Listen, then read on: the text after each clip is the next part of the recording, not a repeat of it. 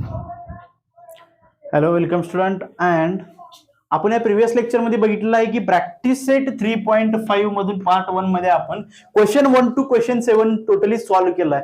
तर आजच्या लेक्चर मध्ये प्रॅक्टिस सेट 3.2 मधून पार्ट 2 मध्ये आपण क्वेश्चन 8, क्वेश्चन 9, क्वेश्चन 10, 11, 12, 13 या सगळ्या क्वेश्चन या ठिकाणी 6 to 6 क्वेश्चन या ठिकाणी सॉल्व्ह करणार आहे. तर क्वेश्चन काय विचारलेला आहे आपल्याला, या क्वेश्चन्स जे काय आहेत ते फॅक्टर थेरम, रिमाइंडर थेरम, त्याचबरोबर व्हॅल्यू ऑफ द पॉलिनॉमियल यावरच डिपेंड आहे, आपल्याला माहिती आहे. तर त्याच्यावरच आपण काय केलं, या ठिकाणी काही क्वेश्चन्स सॉल्व्ह करणार आहे प्रॅक्टिस सेट 3.5 मधून. जे काही ऑलरेडी 7 क्वेश्चन्स आपण सॉल्व्ह केलेत, राहिलेले जे काही क्वेश्चन्स आहेत ते आपण आजच्या लेक्चरमध्ये सॉल्व्ह करणार. क्वेश्चन नंबर 8 काय म्हणते, x-2 इज अ फॅक्टर. म्हणजे x-2 हा कशाचा फॅक्टर आहे, या पॉलिनॉमियलचा फॅक्टर आहे. म्हणजे जर x इक्वल टू जर मी +2 ठेवला तर या पॉलिनॉमियलची व्हॅल्यू किती येणार आहे, 0. म्हणजे त्याचबरोबर मी जर x-2 ह्याला जर डिवाइड केला तर येणारा रिमाइंडर कसा आहे, 0 आहे. तर आपल्याला काय विचारलेलं आहे, जे पॉलिनॉमियल्स आहे x³ - mx² plus 10 into x - 20 हा एक पॉलिनॉमियल आहे. तर या पॉलिनॉमियल्सला या पॉलिनॉमियलने डिवाइड केलं तर येणारी जी रिमाइंडर आहे इट इज ऑलवेज 0. म्हणजे x डिवाइडेड बाय x-2 ने काय केलं, या ठिकाणी डिवाइड केलं, येणारा रिमाइंडर हा 0 असतो जेव्हा जेव्हा हा पॉलिनॉमियल्स याचा फॅक्टर असतो. तर आता आपल्याला काय करायचं आहे, x इक्वल टू म्हणजे ह्याची ऑपोजिट व्हॅल्यू काय करायचं, आपल्याला x म्हणून सबस्टिट्यूट करायचं आहे. या ठिकाणी आहे -2, ह्याची ऑपोजिट व्हॅल्यू काय आहे, +2. म्हणजे x च्या जागी मी जर +2 ठेवला तर हा टोटली फॅक्टर तर आहेच, त्याचबरोबर येणारा पॉलिनॉमियल हा कसा यायला पाहिजे, 0 यायला पाहिजे. म्हणजे हा फॅक्टर आहे असं सांगितलंय, म्हणजे पॉलिनॉमियल 0 यायला पाहिजे. Then p(2) = 0. फाइंड आउट करूया. या ठिकाणी p(2) ठेवायचं आहे. Then p(2) is equal to 2^3 minus m into 2^2 plus 10 into 2 minus 20. तर या ठिकाणी p(2) काय दिलेला आहे, 0 दिलेला आहे, लेफ्ट हँड साइड 0 झालेला आहे. त्यानंतर 2 चा third power 2^3, 2 into 2 into 2, 2 into 2 into 2, then 4 into 2, that is 4 into 2 is 8, minus m as it is 2 square is 4, minus m4 or minus 4m. समजते.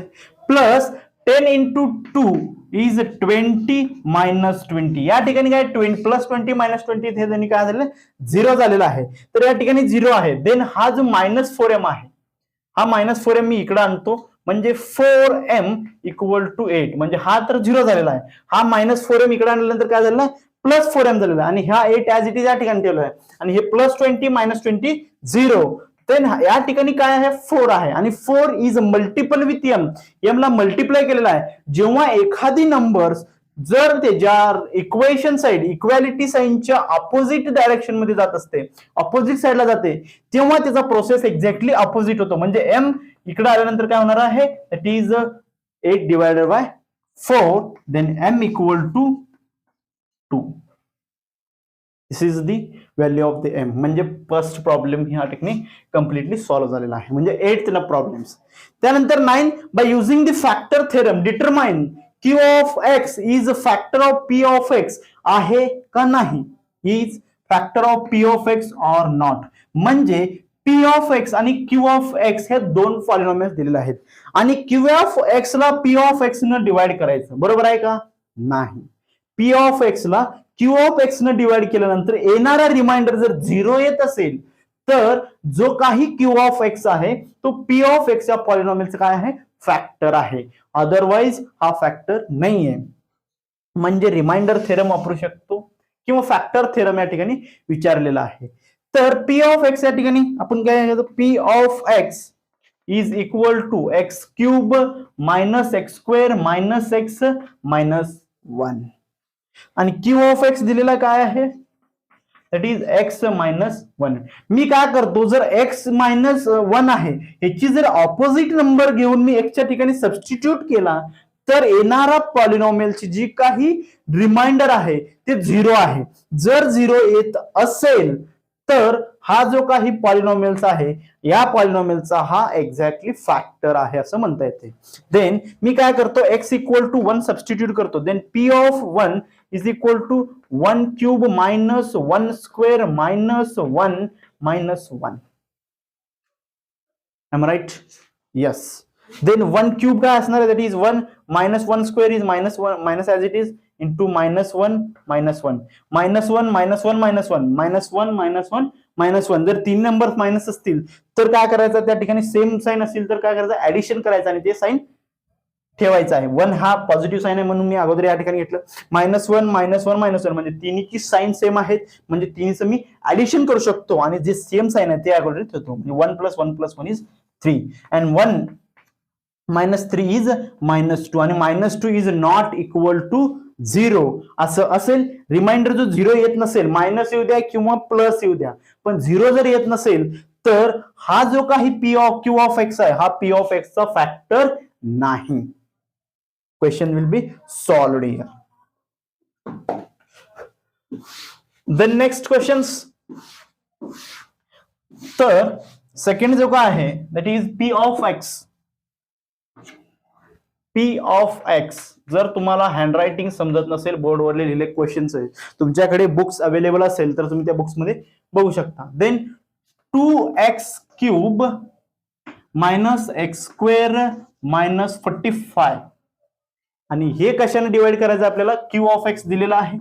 q of x is equal to x minus 3 दिलेला आहे.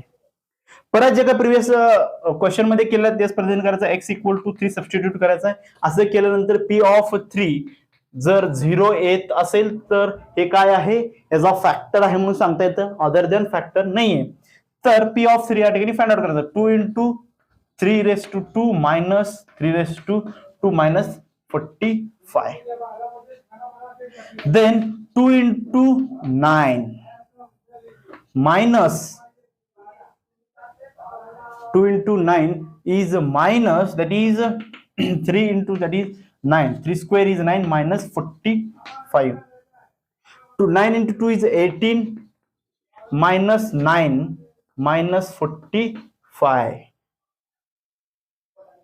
Then 18 minus 3, 18 minus 9 is 9 minus 45. परत या ठिकाणी जे काय आहे येणारा व्हॅल्यू हा minus 36 आलेला आहे.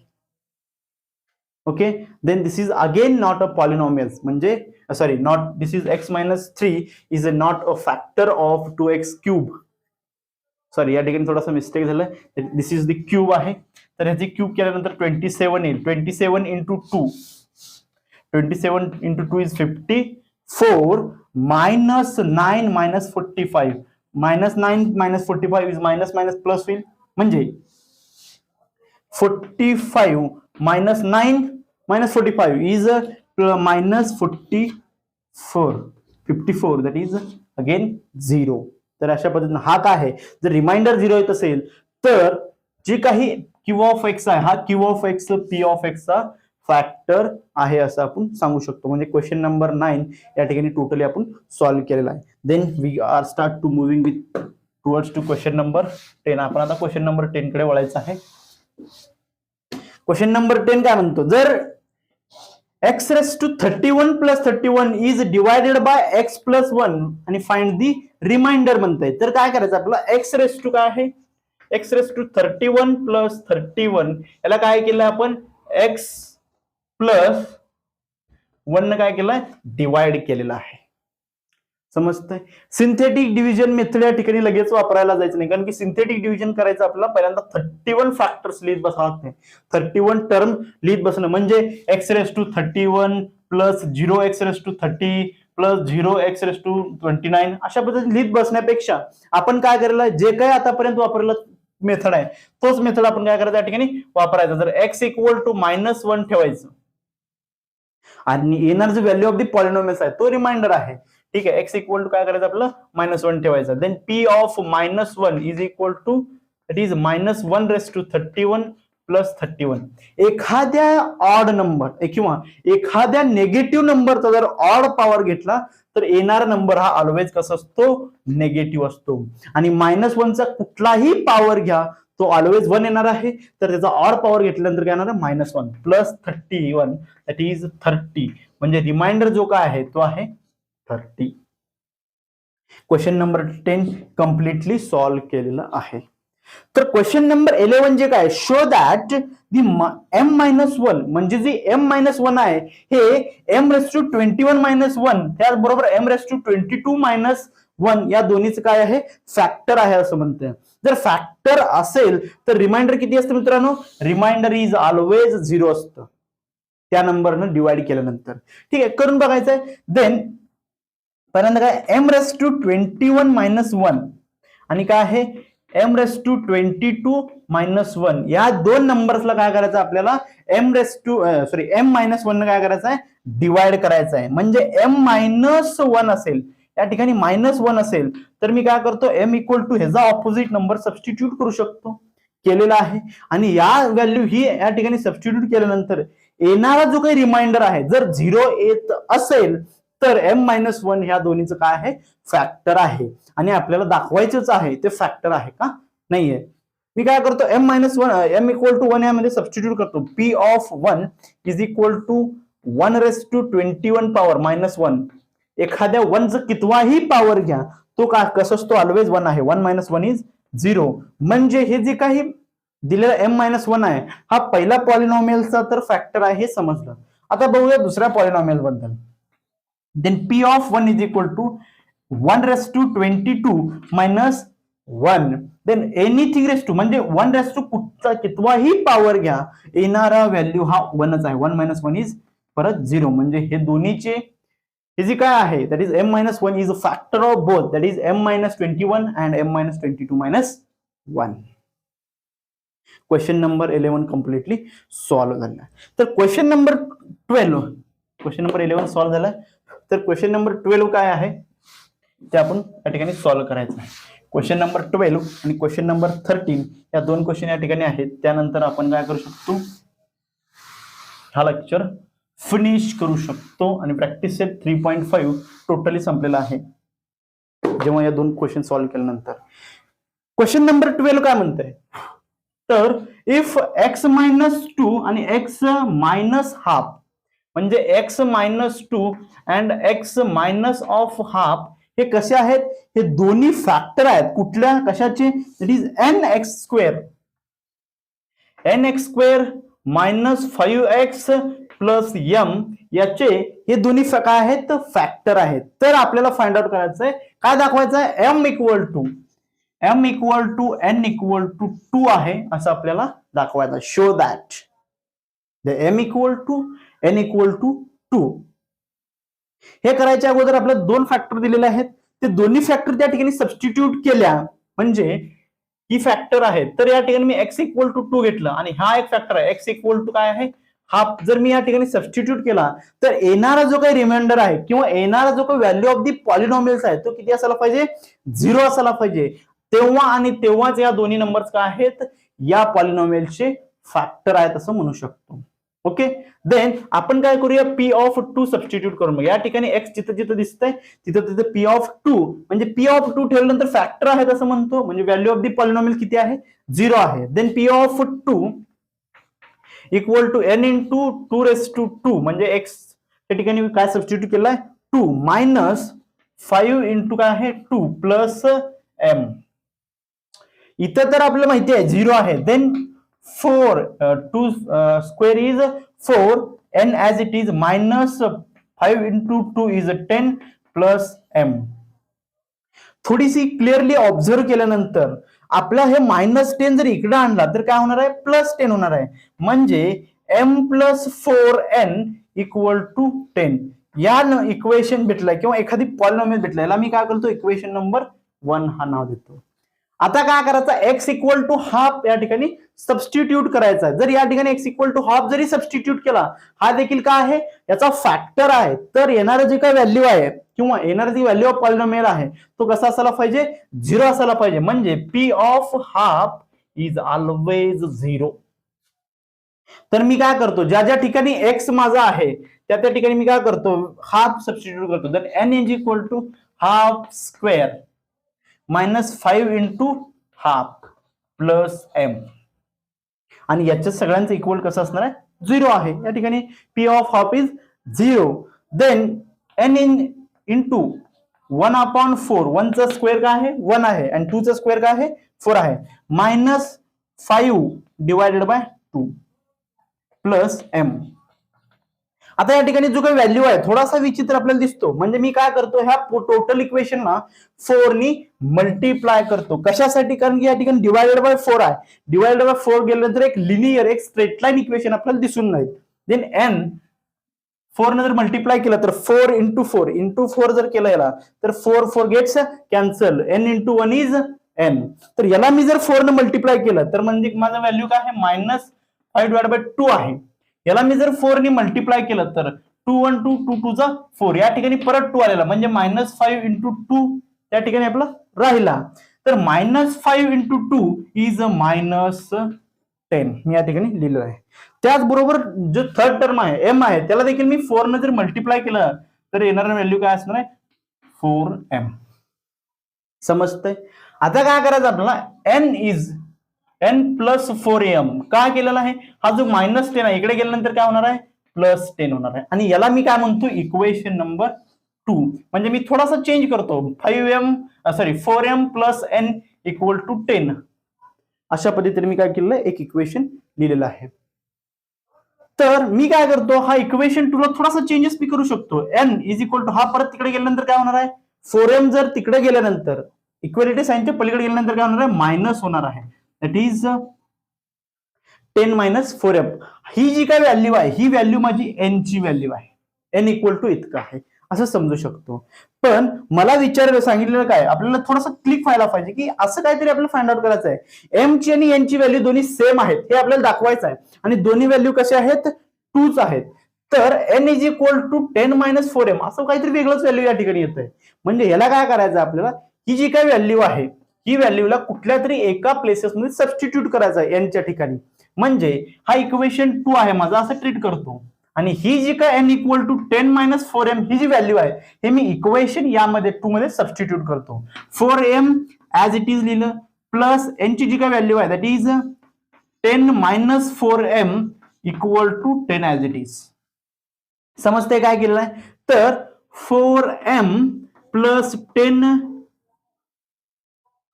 ओके -4m समजलं. 4m कॅन्सल होईल, परत 10 इक्वल टू 10 असं काहीतरी वेगळं येईल. किंवा हे करण्यापेक्षा मी काय करतो, ही जी 10 - 4m जी व्हॅल्यू आहे मी काय करतो, इक्वेशन 1 मध्ये सबस्टिट्यूट करतो, या इक्वेशन 1 मध्ये. तर इक्वेशन 1 मध्ये सबस्टिट्यूट केल्यानंतर काय येईल, m प्लस 4 इंटू n ची जी काय व्हॅल्यू आहे that is 10 - 4m that is equal to 10 आहे. समजतंय. तर m plus 4 into 10 is 40 minus into plus is -4 into 4m that is 16m equal to 10. समजतंय काय केलं या ठिकाणी, मी जी काही व्हॅल्यू आहे ही जी आलेली व्हॅल्यू आहे या इक्वेशनला मी इक्वेशन 3 म्हणतो किंवा व्हॅल्यू ऑफ द n म्हणतो. व्हॅल्यू ऑफ द n जर इक्वेशन 2 मध्ये ठेवला तर काहीतरी गिचमिट व्हॅल्यू आलाय, त्यामुळे मी काय केलं, इक्वेशन 1 मध्ये सबस्टिट्यूट केला. इक्वेशन 1 या ठिकाणी दिसतो, म्हणजे ज्या ठिकाणी माझी n आहे n या ठिकाणी आहे, म्हणून मी काय केलं, त्या n च्या ठिकाणी मी काय केलेलं आहे 10 - 4m जे इथं मी फाइंड आउट केलं ती व्हॅल्यू सबस्टिट्यूट केलेला आहे. सबस्टिट्यूट केल्यानंतर थोडीशी सिम्प्लिफिकेशन, म्हणजे हे 4 न काय करा मल्टिप्लाय केलं, सिम्प्लिफाय केल्यानंतर अशा पद्धतीने काहीतरी म्हणजे इक्वेशन दिसतो. म्हणजे या ठिकाणी 16m -16m आहे आणि इथं एक m आहे, -16m plus m plus 1m किंवा -16 plus 1 is -15 as it is. परत काय करायचं मला, हा जो 40 आहे हा 40 जर त्या साईडला घेऊन गेला तर काय होणार आहे, निगेटिव्ह होणार आहे. इकडे आहे पॉझिटिव्ह प्लस आहे, तिकडे गेल्यानंतर काय होणार आहे, मायनस होणार आहे. दॅट इज 10 - 40 होईल. ते 15m equal to 10 - 40 is minus of 30. दोन्ही साईडला सेम आहे, म्हणजे मी दोन्ही साईडचं देखील सिम्बॉल चेंज करू शकतो, प्लस प्लस.